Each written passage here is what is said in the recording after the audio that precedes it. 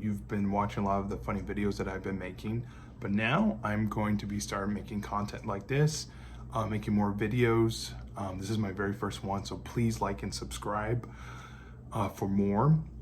I've been searching of what different topics I should do, and I thought what better topic to do than to start from Genesis, because it's in the Hebrew, it means beginnings or foundations or commencement.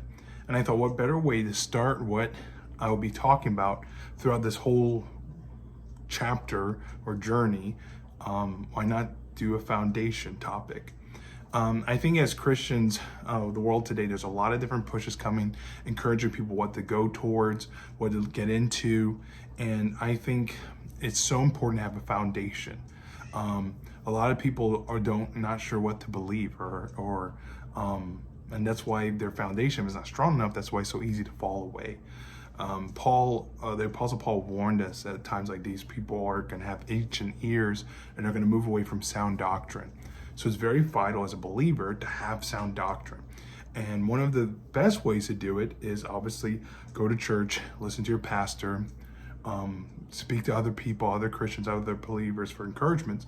But I think one of the best and most important ways is to read the Bible.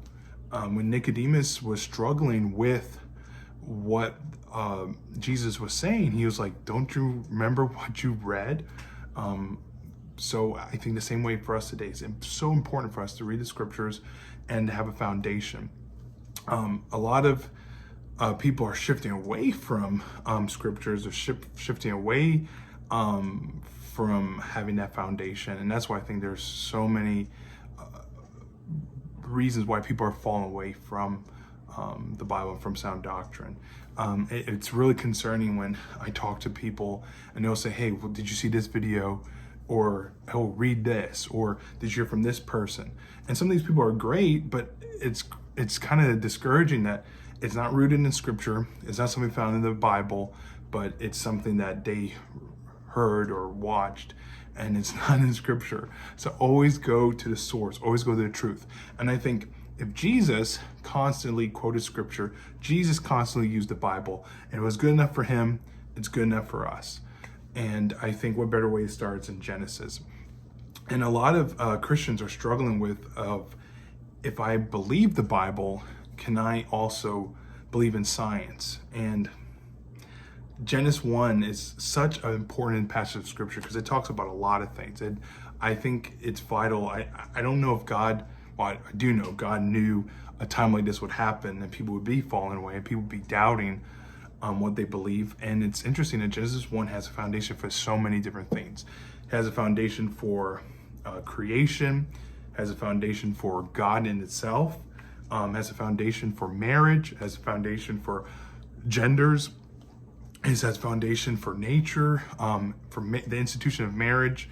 It has the foundations for so many different things. So I think it's important to look through the book of Genesis. Now, a lot of stuff I'll cover throughout this series will also be stuff that will be sprinkled throughout the scripture. So it's not necessarily going to just go through step by step the book of Genesis, but I just thought it'd be so cool to go through Genesis 1 because it says, in the beginning, God created the heavens and the earth. I think it's interesting that God didn't say, well, this period of time, where did I come from, or who I am, or what. God didn't have to introduce himself because it's understood. God is before time. He doesn't exist in the world of time. God is outside of that. And it says, in the beginning, God. It wasn't God in the beginning, God. So the beginning of our timeline, the beginning of man and the universe and creation, all of that came to pass, but God doesn't exist in time.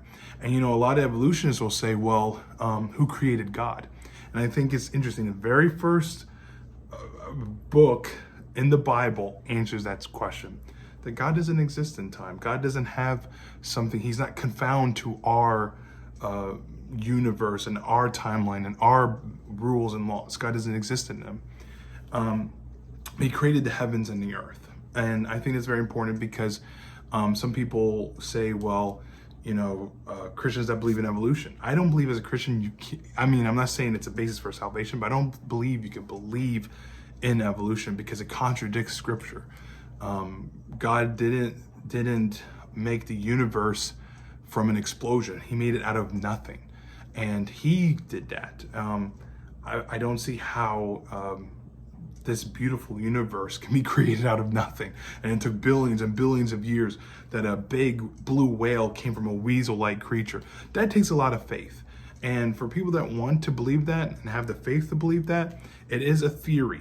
Charles Darwin is actually in seminary to be a minister, and he started struggling with his faith, and then he created this whole thing of evolution. It's called the theory of evolution. So it's not fact, it's theory. It's something that he did, observable science, but he wasn't a biology major. He wasn't a scientist. He was a Bible major running away from God, and he created that whole theory that people base everything out of. So in a way, it's a man who created something that he was in rebellion against God. So if you want to base your beliefs on that, that takes a lot of faith. I rather base my truth, my faith, in something that I can find in Scripture, that I can look around science, around nature, see that's observable, versus someone that was just angry at God, created those whole things. So take your pick. That's something I will dive a little bit more as I go through the different passages here. But that's something I just want to go through today. Please, if you have any questions, comments, suggestions, something you want me to go through, please let me know.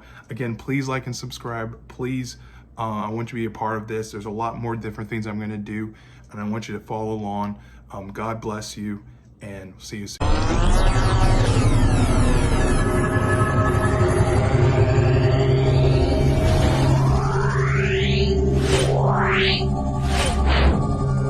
Yeah.